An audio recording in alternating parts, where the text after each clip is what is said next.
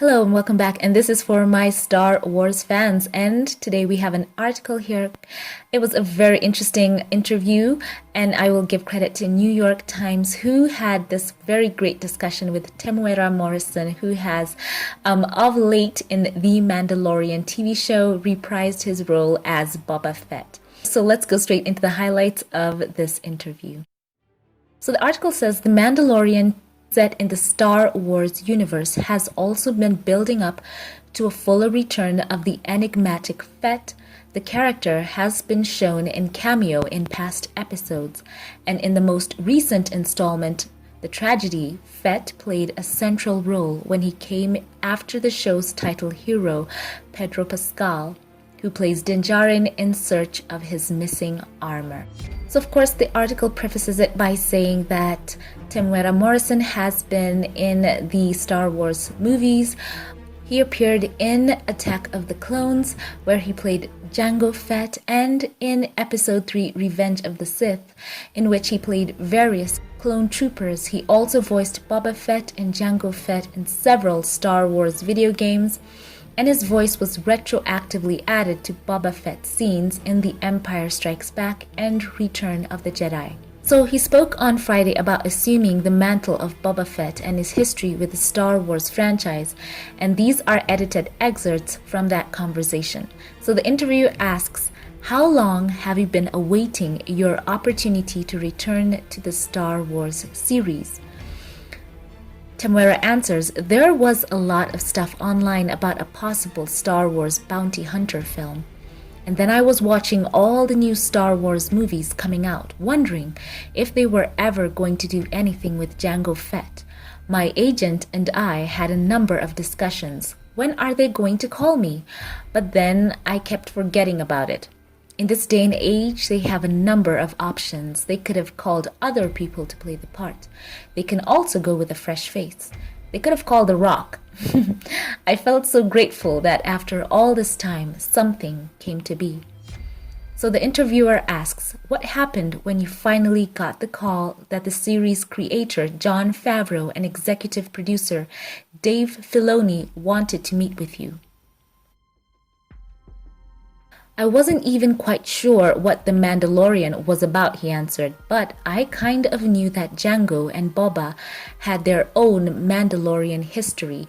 At the time, I was in Los Angeles meeting on another film, so I was pleasantly surprised to get the call. I actually got to the meeting quite early. I was so excited I got there about 2 hours early, and there were conceptual drawings on the wall. I saw an image that looked like me, and I said, 'I'm sure that's me.' But then I didn't want to get too excited." "What did you discuss with them in the meeting?" he was asked. He answered, "I was just listening. I wasn't discussing anything. I'm just nodding, going, 'Yes, yes.'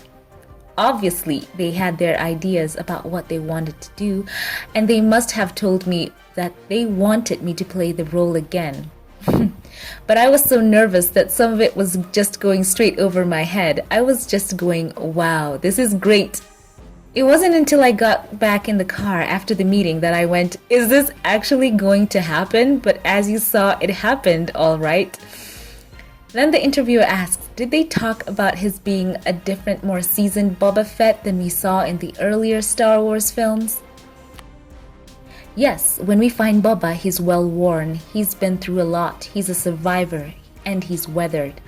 Now it was time to find out more about what makes Boba tick. Is he more than just a simple man trying to make his way through the galaxy? Is he tired of all the fighting? Is he tired of all the killing? The one thing I can relate to is I'm quite a mature man now. And things always change. Sometimes you're in Hollywood, in all the magazines and newspapers, and sometimes you end up in the fish and chips shop in New Zealand where all the old magazines and papers go. Your old news," he laughs. "Did your makeup and costume also help you find the character?" "I was doing that kind of background work," he answered. "What's this guy going to look like? And what's he going to sound like?" And while they're applying makeup, I'm going, "Well, here he is." We did quite a number of makeup tests, and I worked closely with the makeup artist Brian Sipe, or is it Sipe? I hope I'm saying that right. Temuera goes on to say, when I saw some of the scars, I thought, well, maybe he does talk a little bit gravelly. Maybe his vocal cords have been affected as well. Then you put the costume on and it gives you a sense of power. The costume makes you feel like Superman. When I put the armor on for the first time, it felt right.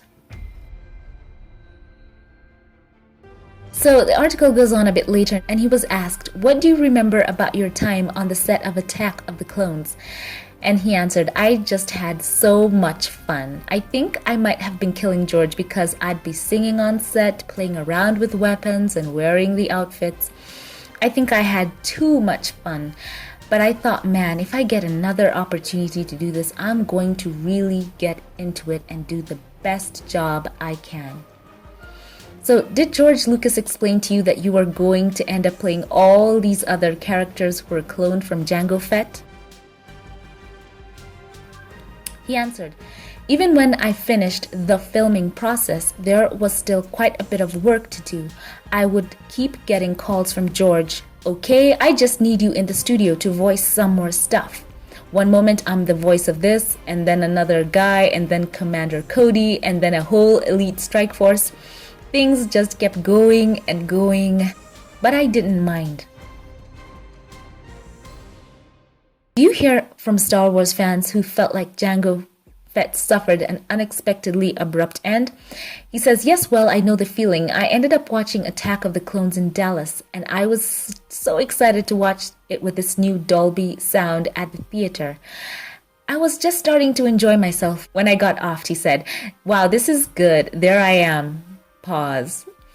But anyway, my journey in Attack of the Clones was pretty short-lived, but that was a long time ago. Now I'm back again. So he was asked, I'm sorry, I know you're going to get this question a lot, but the tragedy doesn't address how Boba survived his encounter with the Sarlacc. Has that been explained to you? And do you know how the character stayed alive? No, I don't, he answered. There's quite a bit of loose ends, and I'm not one of those guys that knows too much about the actual history. The fans of Star Wars, they have better knowledge of what's happened. How can he still be alive? I thought he was stuck in this place. I can find out more on the internet. So the interviewer asks him, has there been any talk of your returning as Boba Fett, whether on The Mandalorian or other Star Wars projects? Even a show of his own? I'm just going to have to wait and see, he answered. I think a lot of it depends on how things go with this season, but I don't really know. I wanted to bring everything I had to that episode and give them a glimmer of what I can offer. There's room for this to go someplace, and I hope I'm going to be included. Are you hoping to team up with Baby Yoda at some point? Grogu. Baby Yoda is probably the biggest actor in Hollywood at the moment, but I never got to work with him very closely or with the people who move him around. I was just using him in a not so good way as bait, but hopefully I'll get to meet him and we can have a little bonding session. That's sweet. Oh, and by the way, I think we all need to get used to the fact that his name is Grogu. The Baby Yoda just seems to have stuck. So what a great interview this was. I'm so excited and happy to see that Temuera gets to play this character who is just so iconic. So excited for him to be able to reprise this role.